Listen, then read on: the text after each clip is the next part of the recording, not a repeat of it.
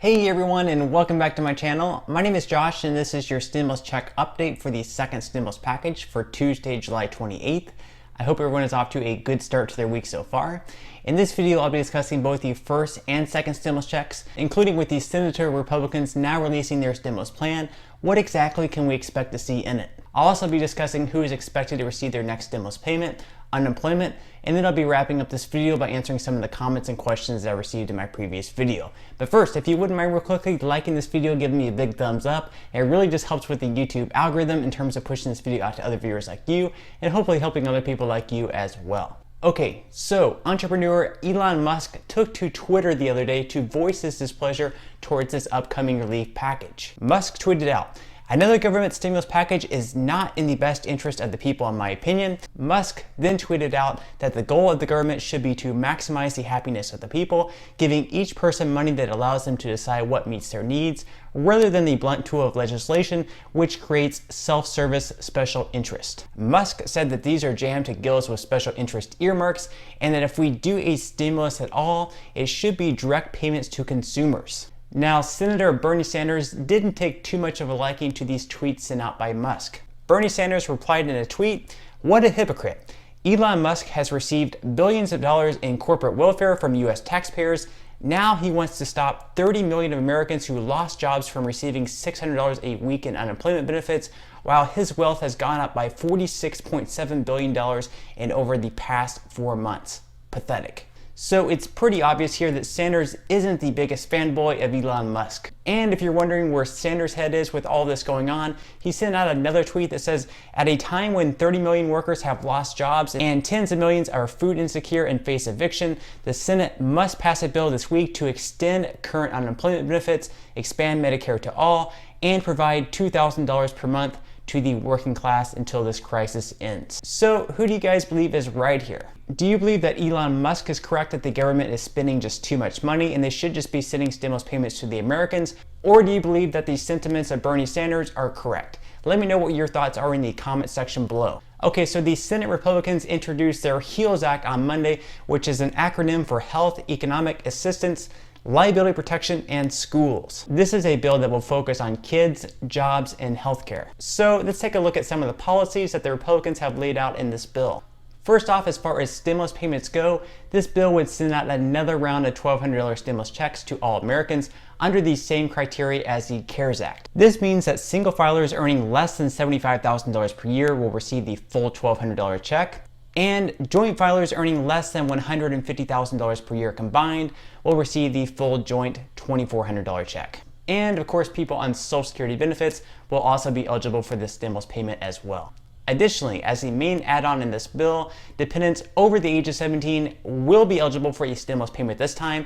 However, it won't be the full $1,200, it will just be $500. So this time around, all dependents, regardless of age, will be eligible for a stimulus payment, and it will be for $500. Now, of course, this is probably going to be something that the Democrats will push back on, as in their HEROES Act, dependents over the age of 17 were eligible for a $1,200 stimulus payment, and in this bill, dependents over the age of 17 would only be receiving $500. What do you guys personally think about this? Do you believe that $500 to all dependents is fair, or do you believe that we're being cheap and we should give $1,200 to all dependents regardless of age? Let me know what your thoughts are in the comment section below. As far as unemployment goes, the Republican plan at the moment is to reduce the federal unemployment boost down from $600 all the way down to $200 on a weekly basis. And once states create a plan to provide each unemployed worker with wage replacement equal to 70% of their previous pay, they may change it over to that method. This switch to 70% of the employee's prior wages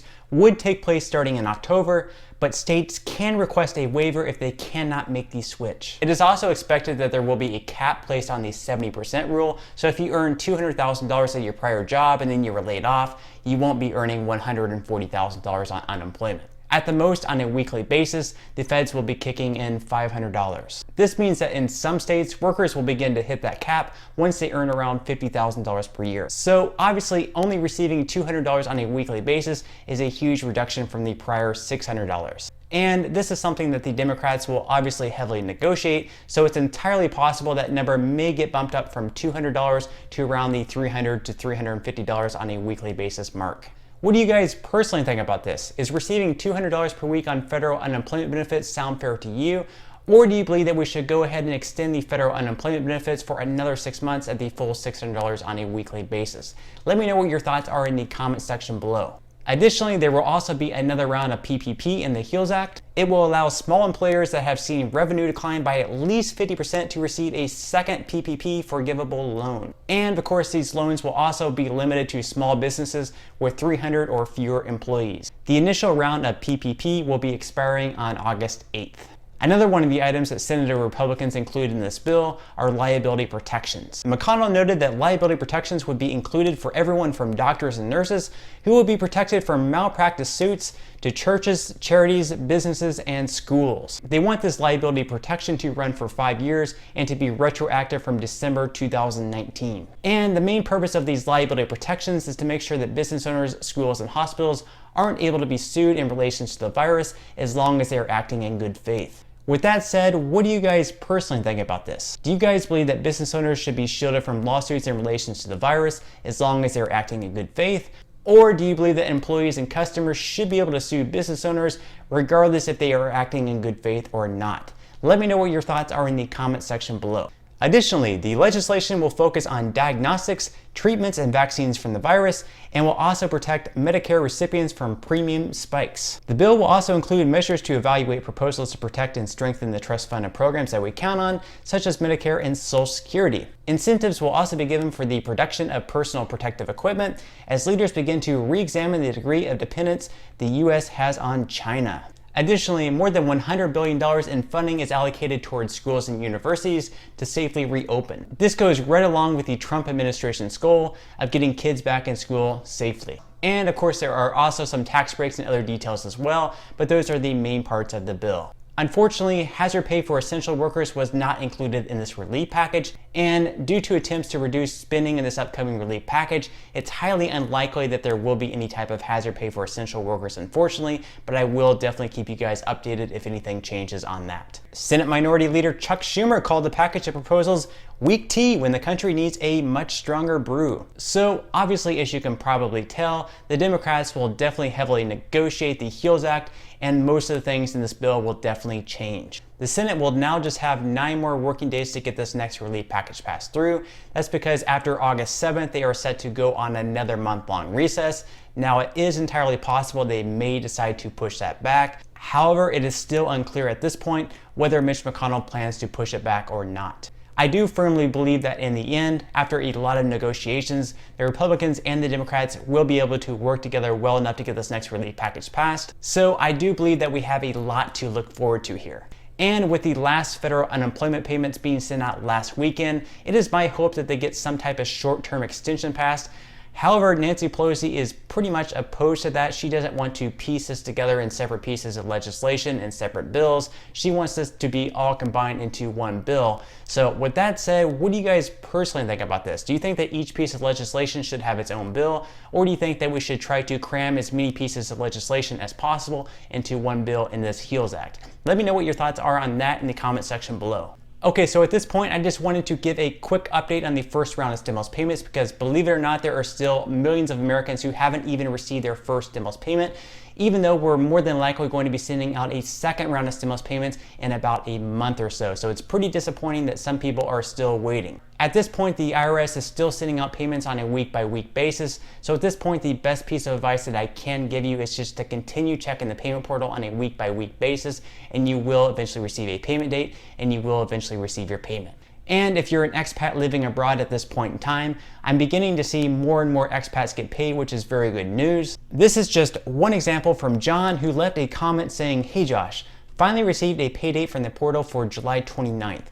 So obviously I'm very happy for John finally receiving a payment date after all of these months. Also, this is just another comment that I wanted to share with some of you guys that may help you out in regards to receiving the first stimulus payment.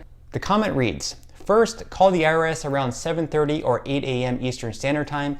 With me, if I didn't get right through, I tried back 15 minutes later, and in the morning I only waited about 10 to 15 minutes.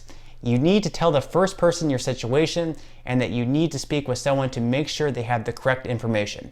Once they correct a wrong address or similar issue, Ask them if you need to use the non-filers tool. They recently were told to get people to use it. I did, and within 2 weeks, I got through on Get My Payment, and Direct Express called to say I had a deposit pending for the 29th, which will be 2 weeks and 4 days from filling out the non-filers tool.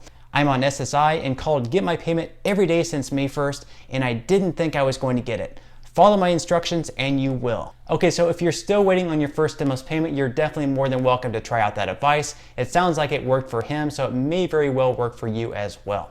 Okay, so at this point in time, I'm just gonna go ahead and answer some of the comments and questions that I received in my previous video. And if you have any other comments or questions for me, feel free to leave them in the comments section below. I do try to respond to as many comments and questions as I possibly can. And those comments and questions I'm not able to respond to, I do try to pick some of the more popular ones to answer in the next video in video form. Okay, so without further ado, let me go ahead and jump into the first comment of today's video. And that comes from Jason. Jason says, "Hey Josh, do you really think we will be getting another stimulus check?" All right, thank you so much for that question, Jason. And yes, I am extremely confident we will be receiving a second stimulus check. It is a bipartisan issue at this point, meaning that both the Democrats and the Republicans want a second stimulus check. And in this video, as you can see, even in the Republicans' plan, they have another round of stimulus payments going out to Americans of $1,200. So we should definitely be receiving a second stimulus check, unless this bill just completely falls apart and we never end up getting passed, which I would be very surprised if that does happen. Okay, so the next comment of today's video comes from Sophia. Sophia says, "Do we have to reapply like we did on the IRS page for our second stimulus?" All right, thank you so much for that question, Sophia, and more than likely, we probably won't have to do the payment portal or the non-filers tool this time around because the IRS should already have all of our information from the first round. Now that could possibly change. Maybe they'll have a different payment portal set up this time around, but more than likely they should just be able to click a button essentially and shoot out all the stimulus payments at once, much quicker this time around. All right, so on that note, I'm gonna go ahead and wrap up this video. If you did enjoy the content in this video and you'd like to see more videos like it, please consider subscribing to my YouTube channel. It is completely free to do so, and it's a great support to me. Also, if you would like to receive 2 free stocks from Webull, the second free stock valued all the way up to $1,400, please feel free to claim those 2 free stocks by clicking the link in the description box below. And until next time, I'll see you guys, and I hope you have a great day today.